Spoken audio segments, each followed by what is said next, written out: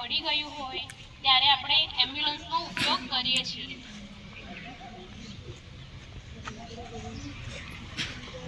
આજે હું તમને પ્રાથમિક સારવાર વિશે થોડી સમજણ આપીશ કે ઇમરજન્સીમાં આપણે શું સારવાર કરી શકીએ. આ હાથ એવો ફ્રેક્ચર થઈ ગયો છે, બરાબર?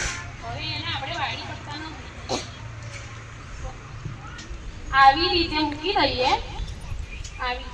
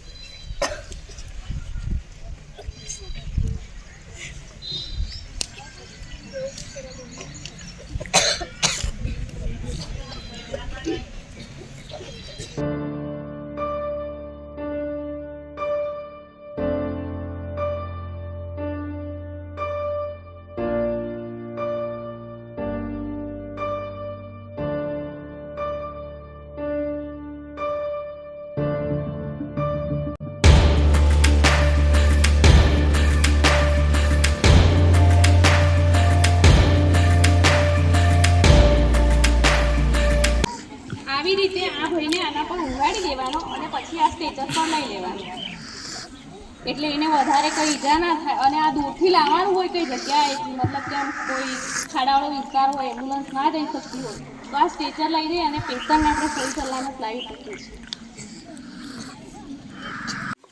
પણ પૂરની અંદર આપણે જ્યારે બચવું હોય ત્યારે આપણે કઈ સાવચેતીઓ લેવી અને શું કરવું.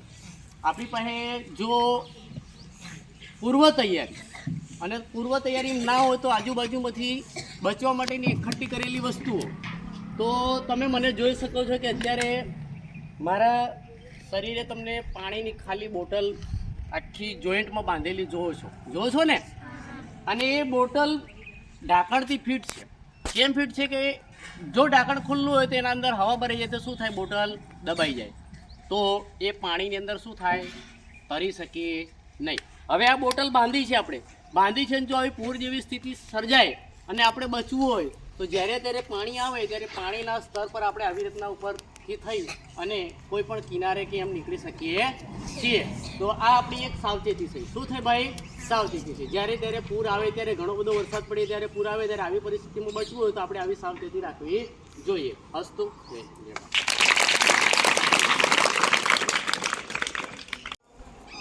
અમુક સમય આપણને ખબર જ હોય કે કયા એરિયામાં કેવી આપત્તિઓ આવે છે, તો એ વસ્તુને આપણને ખબર હોય ત્યારે આપણે આવી વસ્તુ કંઈક રાખીએ. અને એ જો પૂર આવે ત્યારે હવા ભરીને મૂકી રાખી હોય અને ત્યારે જો પૂરમાં આપણે તણાતા હોઈએ, કાં તો પડવાની સંભાવના છે, કાં તો ભાગીને જવાના કોઈ બીજા ચાન્સીસ નથી આપણી જોડે, ત્યારે આ વસ્તુને આપણે આવી રીતે પહેરી લેવાની.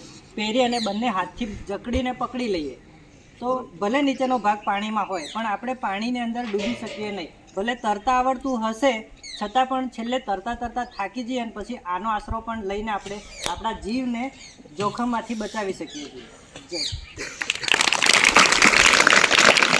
અચાનક પૂર આવી જાય તો આપણી જોડે બચવા માટે પહેલાં તો ઉપાય હોવો જોઈએ. શું હોવું જોઈએ? ઉપાય. કે પૂરના સમયે આપણે શું કરવું? તો આગળ બે મિત્રોએ આપણને બતાવ્યું એમ કે એ તો ખરું જ, સાથે સાથે આપણા ઘરમાં એક સૂકું લાકડું હોવું જોઈએ. શું હોવું જોઈએ? લીલું નહીં પણ કેવું? સૂકું લાકડું. સૂકું લાકડું હોય એ ક્યારે પાણીમાં બુડતું નથી. જ્યારે તમે લીલું હશે તો બુડી જશે. એટલે હંમેશા આપણે સૂકા લાકડા ઘરમાં પડ્યું હોય અથવા તો આજુબાજુ હોય તો એને આપણે લઈ અને પાણીમાં રહીએ તો આપણે ડૂબતા બચી શકીએ છીએ. એટલે હંમેશા આ સૂકા લાકડાનો આપણે પૂરના સમયે ઉપયોગ કરી શકીએ છીએ. શિક્ષક મિત્રો તેમજ સરસ મજાના ફૂલ ગુલાબી નાના બાળકો, આજે હું તમને ભૂકંપ વિશે કહું તો તમને ભૂકંપ શબ્દ સાંભળીને જેમ થાય કે ભૂકંપ શું? તો સામાન્ય રીતે પૃથ્વીના પેટાળમાં જે હલચલ થાય, ધ્રુજારી આવે, એને આપણે ભૂકંપ કહીએ છીએ. તો જ્યારે આપણે ભૂકંપ આવે છે ત્યારે અચાનક આવે છે એ આપણને ખબર પડતી નથી. પણ ખબર ક્યારે પડે તો જો આપણે ઘરમાં હોઈએ અને થોડો સાધારણ ભૂકંપ આવે. કેવો આવે? સાધારણ ભૂકંપ આવે તો દાખલા તરીકે આપણું ઘર છે ને ઘરની આપણી આજુબાજુમાં બનાવેલી છાદલી હોય કાં તો આજુબાજુમાં ગોઠવેલા છાદલી ઉપર વાસણ હોય તો એ જ્યારે ભૂકંપ આવે છે ત્યારે સાધારણ ભૂકંપ આવે છે ત્યારે આપણું ઘર સાધારણ હલે છે ત્યારે છાદલી પરથી વાસણો કેવા કાં તો ખકડે છે કાં તો નીચે ગરી પડે છે. આવી રીતે સાધારણ હલે છે એટલે આપણને ખબર પડતી નથી ને આપણે પણ થોડા આમથી આમ ચક્કર આવ્યા હોય એમ હલી જતા હોઈએ છીએ. ને ઘણીવાર ભૂકંપ વધારે તીવ્રતામાં આવે છે ત્યારે કાં તો બહુમાળી મકાનો હોય એ જમીનની અંદર પણ ઉતરી જાય છે. તો આની સાવચેતી માટે ખાસ આપણે ધ્યાન એ રાખવું જોઈએ કે જ્યારે આવી બધી ઘટનાઓ બનતી હોય ત્યારે કાં તો આપણે આપણા ઘરની આજુબાજુમાં કે આવા ટેબલ જેવું તો એની નીચે સંતાવવું જોઈએ નહીં, કારણ કે એ પણ પડી શકે, ઘરની છત પણ પડી શકે. તો હંમેશા આવી કંઈક આપણને આંચકા આવતી જેવી કંઈક ભાવનાઓ કંઈક એ થાય તો આપણે હંમેશાને માટે કંઈ ખુલ્લી જગ્યામાં રહેવું જોઈએ. કોઈ ઝાડના પણ સહારા લેવા જોઈએ નહીં, ને તો આપણને નુકસાન થઈ શકે છે. અસ્તુ જય હિન્દ. વાવાઝોડા પહેલા આપણે સારી એવી જગ્યાએ સ્થળાંતર થઈ જવું જોઈએ. પછી આપણી જીવન જરૂરિયાત વસ્તુઓ જેમ કે ખાવાનું, કપડાં છે, પછી કોઈ બીમાર હોય તો દવા, પાણી, આ બધી વસ્તુઓની વ્યવસ્થા કરી રાખવી.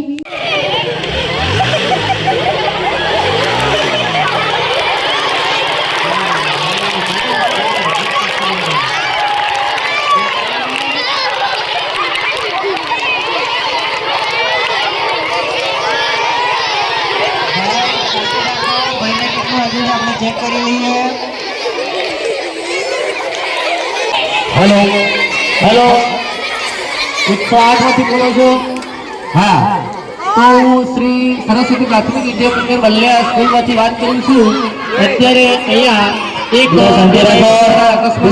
છે તો તમે તાત્કાલિક અહીંયા પહોંચો જલ્દી વલ્યા સરસ્વતી પ્રાથમિક વિદ્યા મંદિર.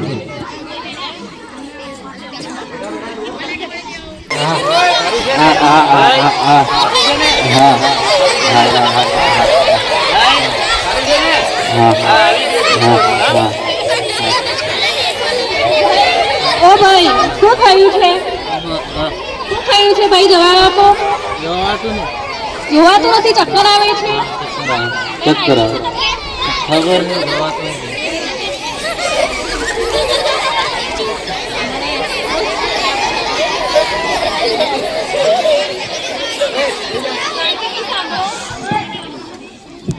શાંતિથી સાંભળો. ભાઈને ચક્કર આવે છે અને વાગ્યું છે તો હું બેન્ડેજ કરું છું, તમે જોજો. હા ને, આજે હું તમને CPR વિશે થોડી માહિતી આપીશ.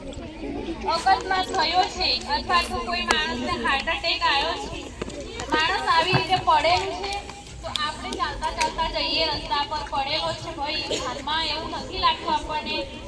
આપણે જઈએ છીએ જગ્યા પર અને જોઈને જોઈએ છીએ તો ભાઈ બેભાન અવસ્થામાં પડેલો છે. હવે આપણે એમને જોઈશું કે ભાઈ હાલમાં છે કે નથી બાંધવા. ભાઈ ઓ ભાઈ કોઈ બાંધવા નથી. હવે આપણે એના શ્વાસ લે છે કે નથી લેતો. હવે શ્વાસ બી નથી લેતો. હવે આપણે એનો પલ્સ ચેક કરીશું. હવે પલ્સ આવી રીતે આ બે આંગળીની મદદથી આપણે એ કાનની થોડી નીચેની ભાગમાં એના પલ્સ ચેક કરીશું. હવે પલ્સ પણ નથી મળતા, શ્વાસ પણ નથી મળતો. હવે આપણે ફટાફટ શું કરવાનું? CPR સ્ટાર્ટ કરવાનું.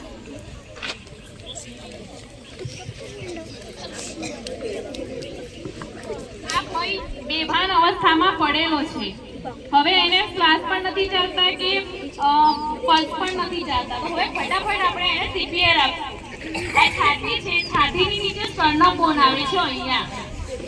ત્યાં આપણે જમણો હાથ અને ડાબો હાથ, જે રીતે આપણે જમણા હાથ પર વધારે જોર કરે, ડાબો હાથ છે અથવા તો જમણો હાથ, કોઈ બી હાથ આપણે વધારે જોર કરીને એ હાથ નીચે રાખવાનો અને એના ઉપર બીજો હાથ આવી રીતે લોક કરી દેવાના હાથ. પછી આ ભાઈની જે છાતી છે એના થોડા નીચેના ભાગમાં સ્ટર્નમ આવે છે, એના પર પેશન્ટને આપણે CPR આપવાના છે. CPR આપતી વખતે બંને હાથ આપણે આવી રીતે સીધા જ રાખવાના છે, અહીંયા કોણીમાંથી વાળવાના નથી અને કન્ટિન્યુ આપણે 2 મિનિટ સુધી CPR આપવાના છે. આવી રીતે જોરથી દબાવવાનું. આગ લાગે છે ત્યારે આપણને પૂછતી નથી હું લાગુ, તમે કહેતા હો તો લાગુ, નહીં તો રહેવાનું, એવું પૂછે. આ આકસ્મિક વસ્તુ છે, અને આકસ્મિક જ્યારે આવો બનાવ બને છે ત્યારે એને રોકવાના પહેલા આપણો બચાવ કઈ રીતે થાય એ વસ્તુ આપણે પહેલા વિચારવી પડે. સૌપ્રથમ તો આપણી બિલ્ડિંગની અંદર પણ તમે ફાયર સેફ્ટીની સુવિધા જોઈ હશે. તો આપણે આગળ એકવાર મોક ડ્રીલ કર્યું હતું, તમને ખબર હોય તો, કે આપણે એક સાયરન વાગે, અને સાયરન વાગે ત્યારે આપણે એલર્ટ થઈ જવું જોઈએ કે આપણી બિલ્ડિંગમાં ગમે ત્યાં આગ લાગી છે, તો આપણે એ બિલ્ડિંગમાંથી નીકળવાનો પ્રયત્ન કરવો જોઈએ. હવે સાયરન કઈ રીતે વાગે છે એ તમારે સાંભળવું છે ને? હા, સાંભળ્યું? અને જ્યારે પણ આવું સાયરન વાગે ત્યારે ચલો સંદીપભાઈ,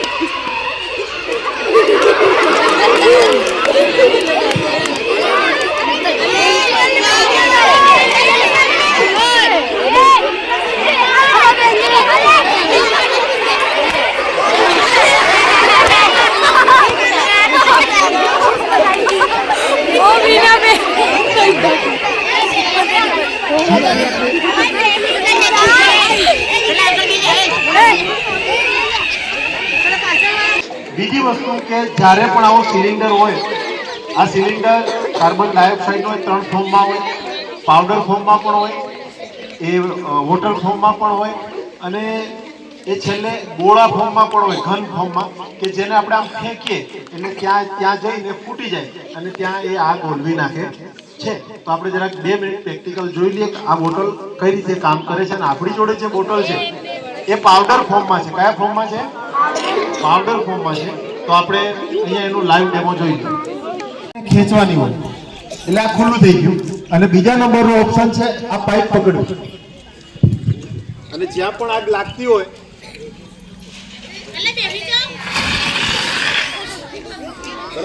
તો આ આગને ઓલવી નાખે છે.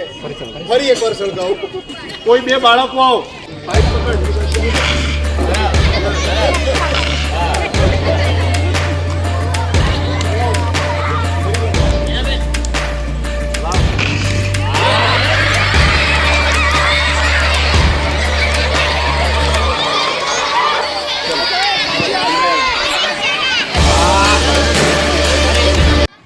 બીજો ઉપાય છે એનો કે આ રીતે રેતી ભરેલી ડોલ હોય તો આપણે શું કરવાનું છે એનામાં? થઈ ગયો? આ પણ આપણો, કારણ કે એમ એકવાર ખુલ્યા પછી આ ફેલ, એને બીજી વખત ઉપયોગ થાય નહીં, એટલે એનો ઉપયોગ કરી લો. બરાબર? તો જે પણ નાની મોટી આપત્તિઓ ગમે ત્યારે ભવિષ્યમાં આવે ત્યારે તેની સામે આપણે સક્ષમ રહીએ, એમનો પડકાર આપણે ઝીલી શકીએ, એ માટે આજનો આ કાર્યક્રમ થયો.